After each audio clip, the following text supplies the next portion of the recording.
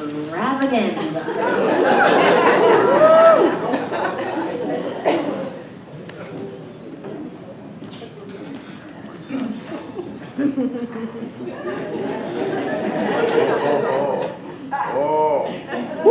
Music historian Daniel Levitin wrote, "Whenever humans come together for any reason, music is there. Weddings, funerals, graduation from college, men going to war, stadium sporting events, a night on the town, prayer, a romantic dinner, mothers rocking their infants to sleep, and college students studying with music as a background.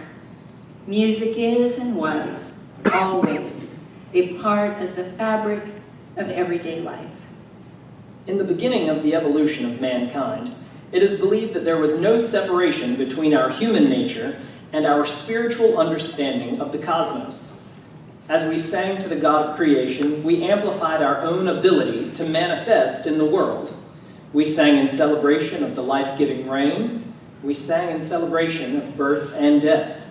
As the races of humans spread and grew across the lands, our spiritual understandings became delineated by group religious practices and beliefs.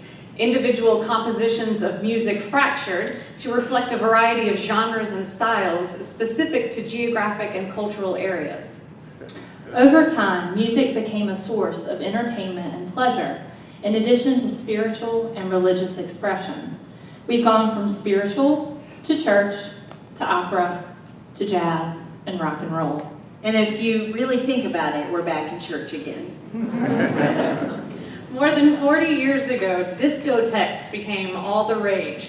Music inspired by R&B, funk, and Motown was popularized by disc jockeys in these dance clubs. It was 4-on-the-floor bass line, euphoric strings, fierce cowbells, and a soaring voice. Was it art imitating life, or life imitating art?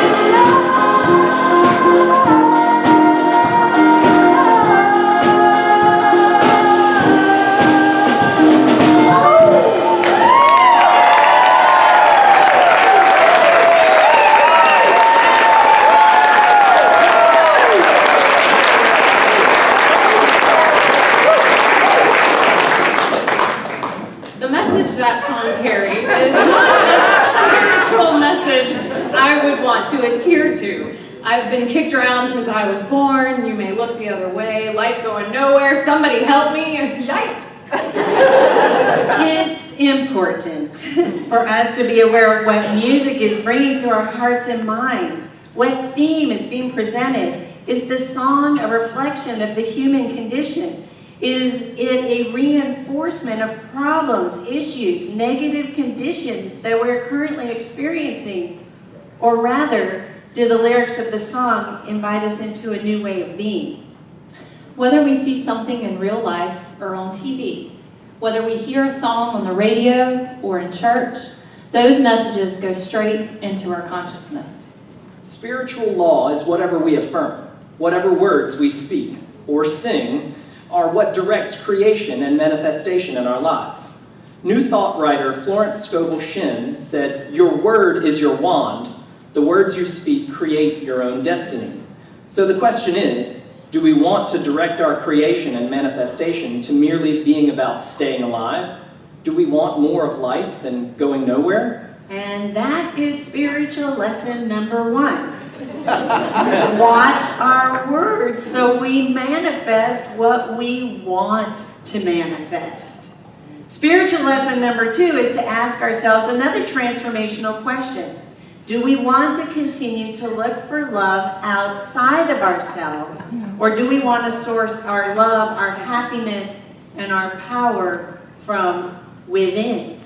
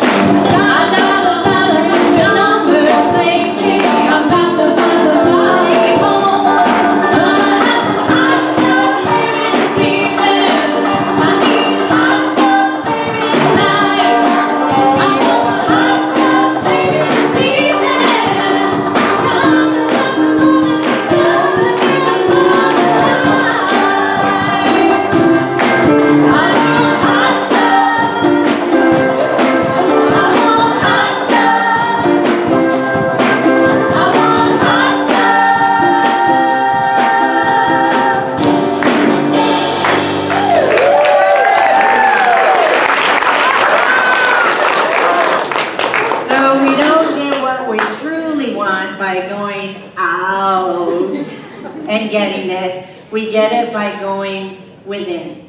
The spiritual realization that all we ever want and need is inside. It's a pretty profound realization. I think it takes a lot of courage.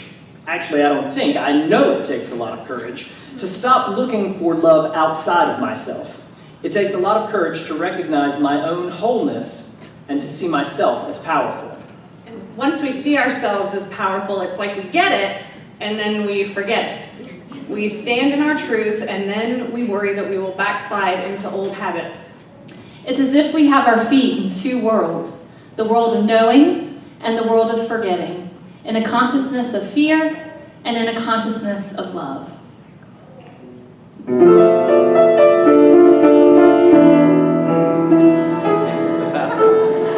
At first I was afraid, I was petrified, kept thinking I could never live without you by my side.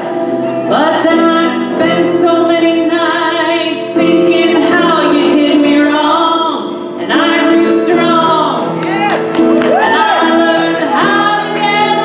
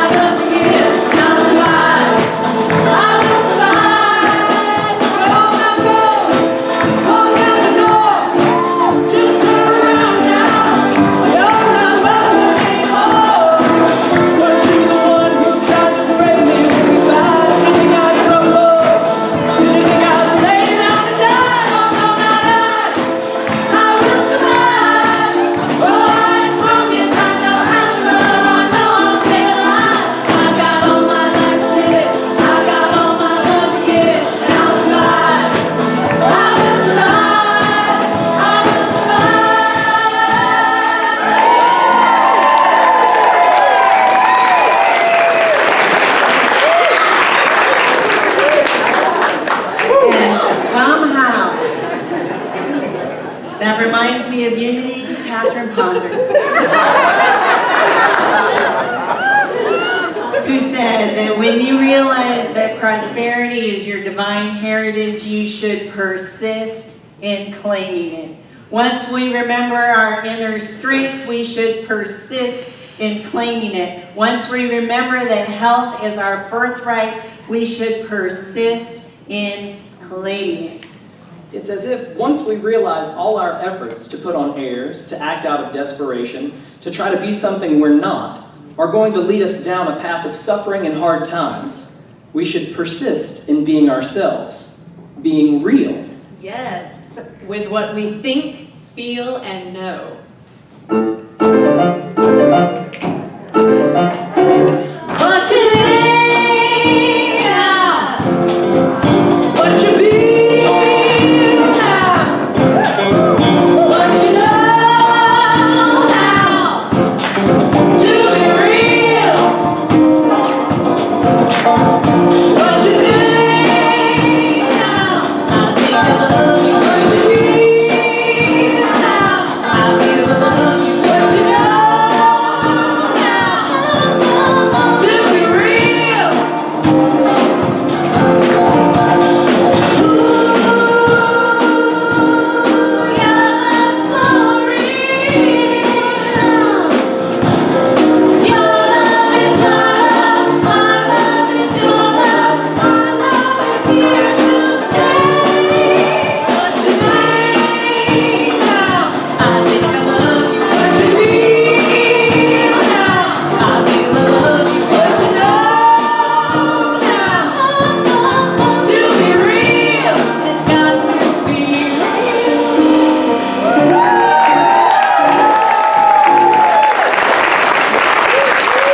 One of the things we got to realize about disco music is when the song is over, it's over. It just goes right off this cliff, and that's because it was designed to, on those vinyl, and the disc jockeys would put the next record on, and they would just ease that one out and move the next one in. But for singing in church, it's kind of...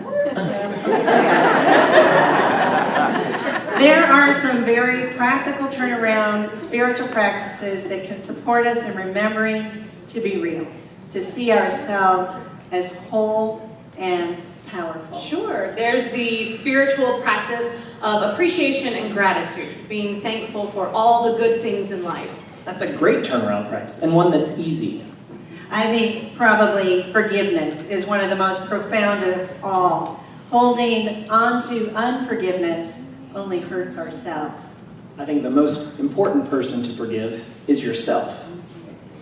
I love Unity's ritual of the burning bowl, and for real, I really do, not just because it's on the page. Releasing negative thoughts and beliefs by throwing them into the fire works for me. Radiant light or golden light meditation helps ground me in being true to my own spiritual nature. Chanting, singing the same mantra over and over and over and over and over and over again.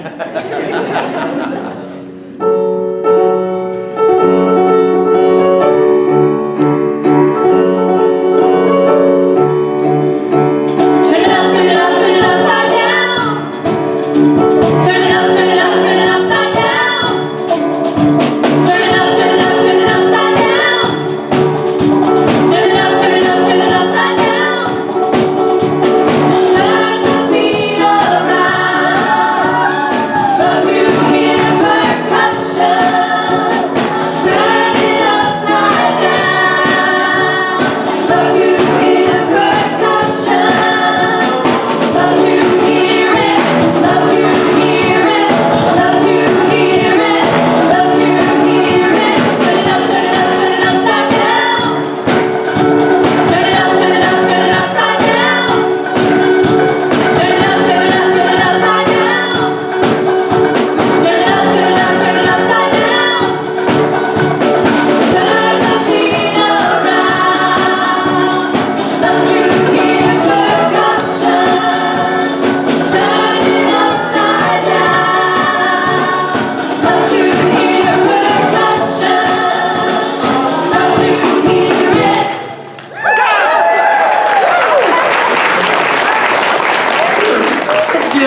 recap of the spiritual lessons so far. Your word is your wand. The words you speak create your own destiny. Look within for love, not out, but in. Persist in claiming your divine heritage of prosperity, health, strength, and happiness, even if we feel scared doing it. Use turnaround practices to make the shift from wherever we are to getting real, to aligning with divine mind. And that brings us to our last one. Celebrate.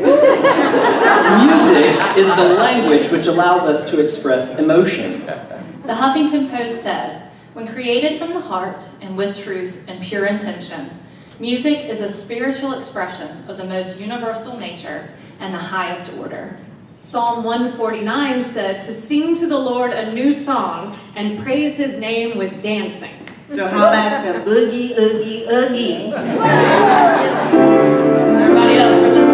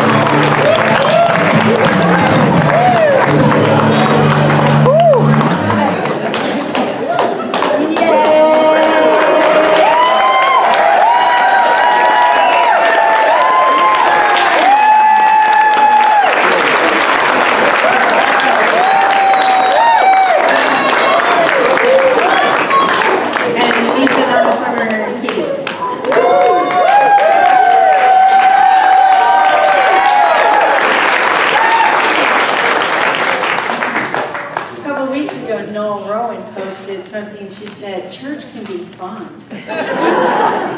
Church is fun. So let's take those thoughts into meditation.